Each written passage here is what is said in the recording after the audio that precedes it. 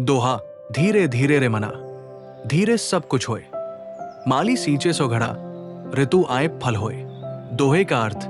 कबीरदास जी इस दोहे में धैर्य और समय के महत्व को समझा रहे हैं। वे कहते हैं कि हर चीज अपने समय पर ही होती है। कोई भी काम जल्दी करने से उसका परिणाम तुरंत नहीं मिलता, बल्कि उसे पूर्ण होने में समय लगता है। उदाहरण, एक माली अगर किसी पौधे को 100 घड़े पानी भी दे दे, तब भी फल तभी आएगा जब ऋतु, मौसम सही होगी। सीख, हर चीज का एक सही समय होता है, इसलिए धैर्य बनाए रखें और लगातार सही प्रयास करते रहें। जीवन में उपयोग। एक धैर्य का महत्व। हम अक्सर किसी काम का परिणाम तुरंत चाहते हैं, लेकिन ये दोहा हमें धैर्य रखना सिखाता है।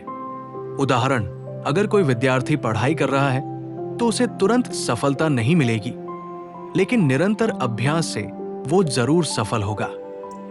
अगर कोई नया बिजनेस शुरू कर रहा है तो उसे धैर्य रखना होगा, क्योंकि सफलता एक दिन में नहीं मिलती। सीख, मेहनत करें, लेकिन धैर्य भी रखें। दो रिश्तों में धैर्य रखें। कई बार हम अपने रिश्तों में तुरंत सुधार चाहते हैं, लेकिन बदलाव समय के साथ आते हैं। उदाहरण, अगर कोई दोस्त या परिवार का सदस्य गलतफहमी की वजह से दूर हो गया है, तो धीरे धीरे समझ और प्रेम से रिश्ता फिर से मजबूत हो सकता है।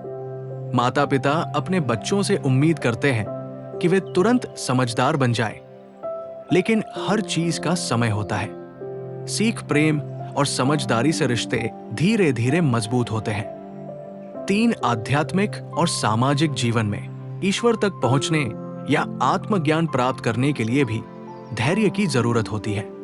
उदाहरण, योग और ध्यान करने से तुरंत मन की शांति नहीं मिलती, लेकिन समय के साथ इसका असर दिखता है।